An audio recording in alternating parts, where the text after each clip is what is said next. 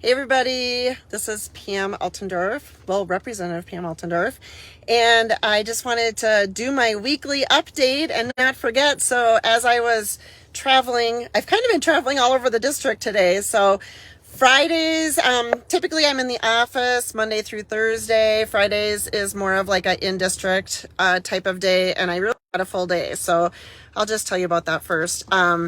But anyways, I started out the day, went to Wabasha, met the mayor, Emily, and some of the city council members. And we saw the project that they're looking for some future funding, bonding that they need to reroute the road. So that was good to get to see that up close and personal. And then from there, I went to the Southeast Community College in Red Wing. So a big shout out to Dr. Danielson and to the staff that gave me the tour. Very, very impressed with the college there and everything that they're doing to grow and to expand and to try to help increase their numbers. So awesome job to Southeast College in Red Wing and specifically to Dr. Danielson. I really appreciate working with her. She's a wonderful, very intelligent, smart person and is very active with that group. And then, let's see, I went to Red Wing High School, and this is great because I'm on the education committee this last couple of weeks. Heard some different people on the education committee that were talking about funding, doing some things for like career training in school. So CE. Oops, sorry, didn't mean to drop my phone there. And I really support those programs. I love it. Anything that is career training, I think hands-on students in the school. So shop classes, welding classes in Red Wing. They had with, it was like I forget what they call it. Like it's kind of like a master chef class. But it was awesome. They were making stir fry. Oh my gosh, it smelled so good. And then they were making a dessert. So that was awesome. But, they just gave me a tour, and I just have to really give a shout out to Red Wing School, to Mick, who is leading this program. And you can just see his heart. And boy, does he love the kids at Red Wing. And is really, really passionate about trying to help them find their path in life. And wow, when you get someone in the school system that just loves what they do and is supporting the kids, you can see what a difference he's making in kids' life. So very excited to see what they're doing in Red Wing, and hopefully other schools can model what they're doing because they're doing it right. In Red Wing, they're really, really doing it right. So what happened this week? We had another full week. The days have just been flying by. So, Monday was a full day. I'm trying to think. Tuesday, Wednesday. Just so you know, you can follow me. I have, a friend, Susie has been helping me upload, things to YouTube, little clips. So follow me on YouTube or Rumble, and you can just, hit the follow.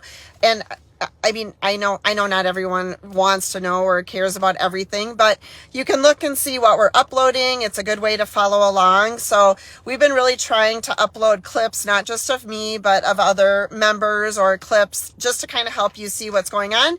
Because as you know, you might not always see this in the news or hear about it in the news. So follow along. I also, in the last, 10 to 14 days, I've really started posting on Twitter. So if you're a Twitter person, you can find me there, and I'm trying to do updates on Twitter, YouTube, Rumble, Facebook. So we're expanding. We're trying to get our message out there to the public, and appreciate all of you that are following along, but also sharing the posts.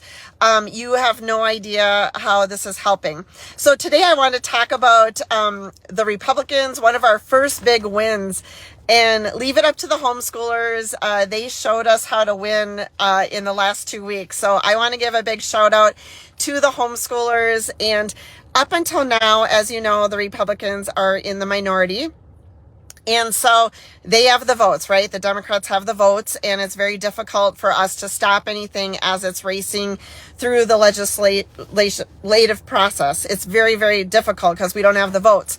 So what I'm seeing is those Democrats, they have arms locked, they are linked tight, and they are just, like I said, I've talked about before, they have a big agenda, and they are just really, really hell-bent on like ramming that through the state of Minnesota. It will, if they continue, it will change the makeup of Minnesota. It's a very, very, I would say, far left, extreme socialist agenda, and they just are cutting corners and really doing everything they can to ram it through fast.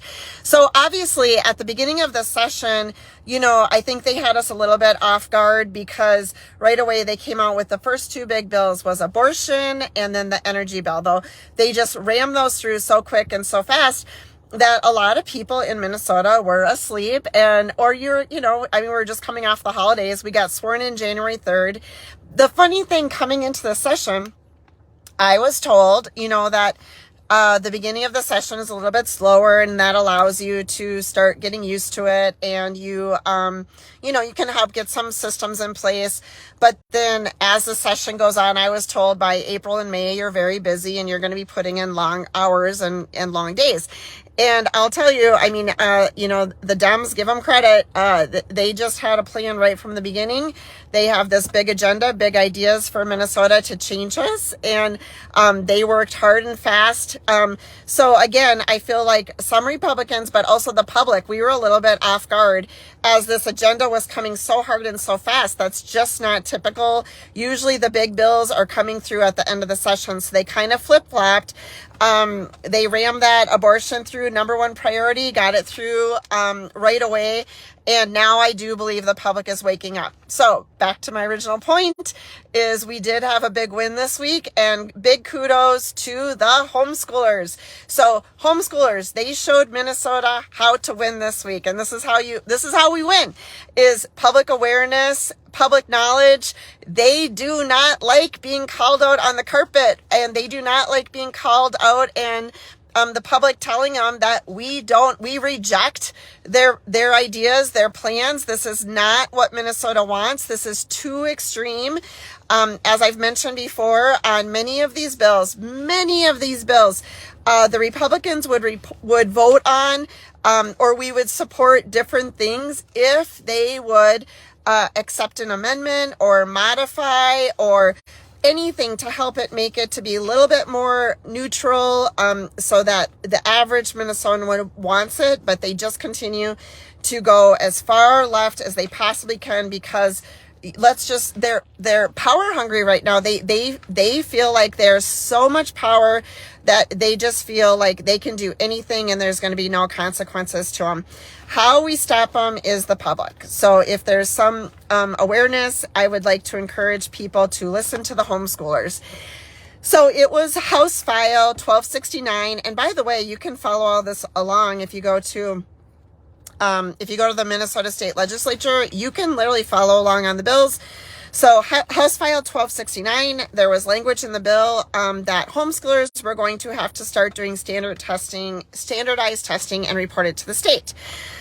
So they did not like that. They did not want that. And what they did is, they made calls, they emailed, they showed up. So when this bill was coming through the House, I don't know if it was 100, 150, 200 homeschoolers, but they showed up at the committee and, they had signs, they were cheering, they were peacefully protesting. But here's how they won, is they made their voice heard, and they did not like that. So the Democrats, the next week, they stripped out the homeschooling, all of the language out of that bill. So what the homeschoolers were protesting, they stripped it out. And so just to let you know, that's how we win. The Republicans do not have the votes to stop this. So the public needs to get involved as these bills are coming through, and there's some big bills still coming through. There's a paid family leave coming up. That is coming through. That will affect every employer in the state of Minnesota. And whether you're a school, you're a county, you are a small business, you basically are going to have to take your employment budget and increase it. So like for every employee, plan on paying out I don't know exactly, but 1.2 or 1.3. You're going to have to increase whatever your salaries have been for your employees, and that's across the state. Now, what's interesting for a lot of small businesses is they just don't have that extra income to pay out. And so this paid family leave that's coming through is going to be economy crushing for a lot of small businesses. Also, if you think of schools' budgets, well, the Democrats try to make it seem like, oh, we're so great. We're going to be increasing the school budgets. We're going to give you the governor put in a 4% increase this year. There's also a Democrat bill coming through the House that they wanted to do a 5% increase for the schools. Well, that's great. I mean, the schools, there's no doubt the schools need some funding. I'm not denying that. But if all of these other bills start getting rammed through and the schools have to pay out paid family leave, that money that they're adding on top of the general fund, it's just going to be gone. It's just going to be gone. So we're going to be in the same place that we always been. The schools are going to say they're not fully funded because guess what? The Democrat, liberal, socialist party is literally putting mandate after mandate, and they're ramming through this new state legislation. And so the public, that's my takeaway that I got a little bit off track. The public needs to wake up. The public needs to get aware of the bills that are coming through the House, and the public needs to put some serious pressure on the Democrats. So the little lesson of today is be like the homeschoolers, show up, write emails, put letters into the newspapers, letters to the editors, call people, call friends, because, this isn't a Democrat versus Republican issue. This truly is, if we want a healthy Minnesota, if we want a thriving economy, this is what I don't understand is most people understand that we have to have a business-friendly economy because when our economy is strong, our tax base is strong, and more people want to move here. If you are very, very difficult to our small businesses and you're driving businesses away from Minnesota, that affects our tax base. And so if any of you could explain that to the Democrats, is we want to be friendly to businesses because businesses creates a healthy economy, which creates jobs, which then people live in Minnesota and they want to stay here. And that is all in our tax base. So if any of you could reach out and explain that to the Democrats, that would be wonderful. It seems like they've lost touch with what happens when we are not a friendly state to businesses and people don't want to live here. So I want to wrap this up. Again, it's been a busy week. Watch my videos. There is a marijuana bill coming through the House that literally is 300 pages long. It went through my committee of education, and I guess I'm not sure if that's on YouTube. But I spoke up strongly, and basically just to give you a quick summary. But my question is, because it's an education committee. So I said, as being on the education committee, we should have a goal to do no harm to kids.